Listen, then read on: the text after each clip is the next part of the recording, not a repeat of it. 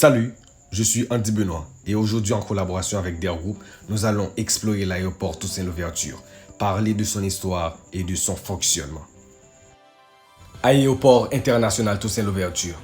L'aéroport international Toussaint Louverture, code AITA PAP, code OACI MTPP, est le principal aéroport d'Haïti se situant à une dizaine de kilomètres au nord-est de la capitale, Port-au-Prince, dans la commune de Tabar.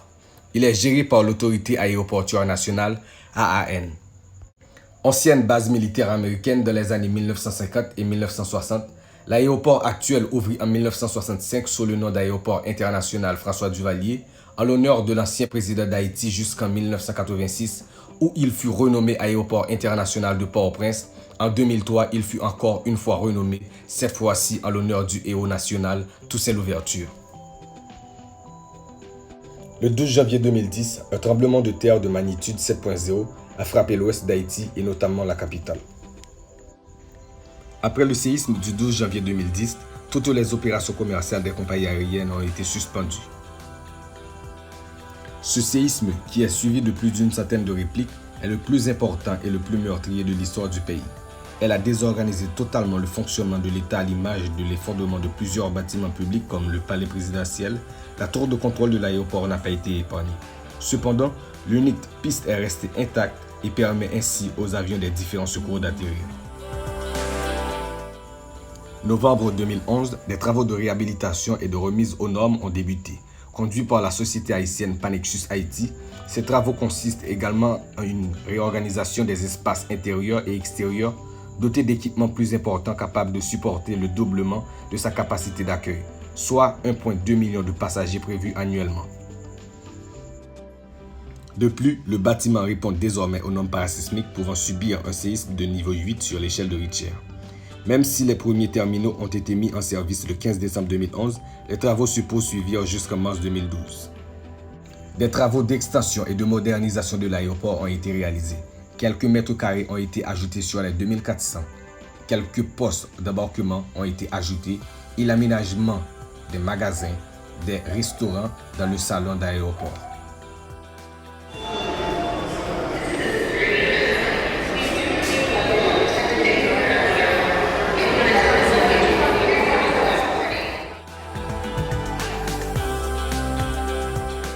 Après les vérifications des lignes aériennes, des agents de sûreté et des agents de l'immigration, vous êtes en zone réglementée.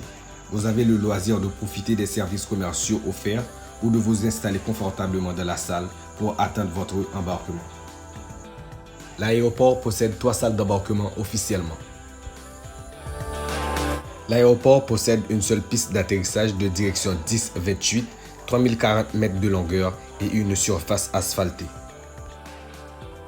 L'aéroport est en mesure de recevoir environ 10 avions simultanément.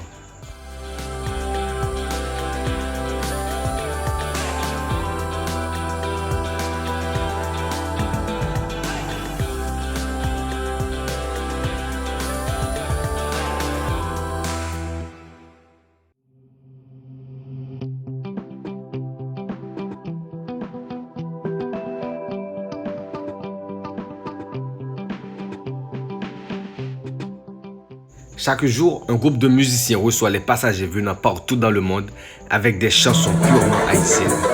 Ce groupe permet aux voyageurs, haïtiens ou étrangers, de rentrer dans l'ambiance du pays.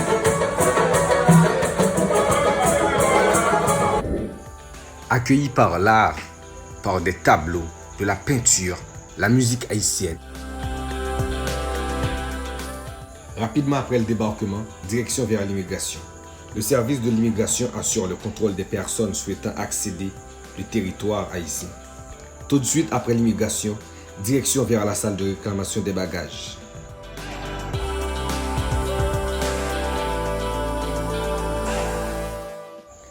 Avant la salle de réclamation des bagages, vous avez à votre disposition l'unique magasin où vous pouvez vous acheter quelques trucs avant de rentrer dans le pays.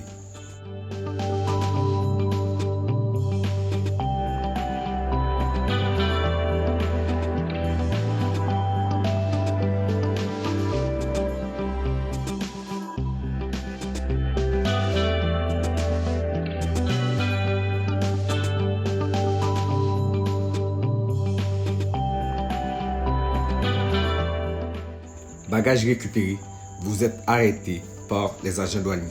Les services de la douane haïtienne agissent à l'aéroport de Port-au-Prince à partir de 3 activités. Le contrôle des marchandises apportées par les passagers, l'embarquement aérien et la mise sous douane, la réception des marchandises en provenance de l'étranger.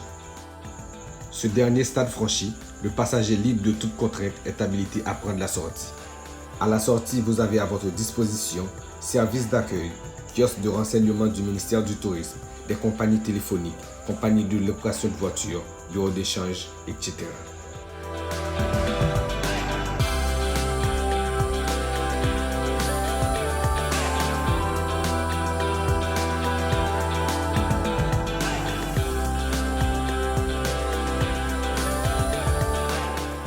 Je vous dis un grand merci pour le temps que vous avez pris pour regarder cette vidéo. Je vous demande de vous abonner à la chaîne, liker la vidéo et n'oubliez pas aussi de partager la vidéo. Merci.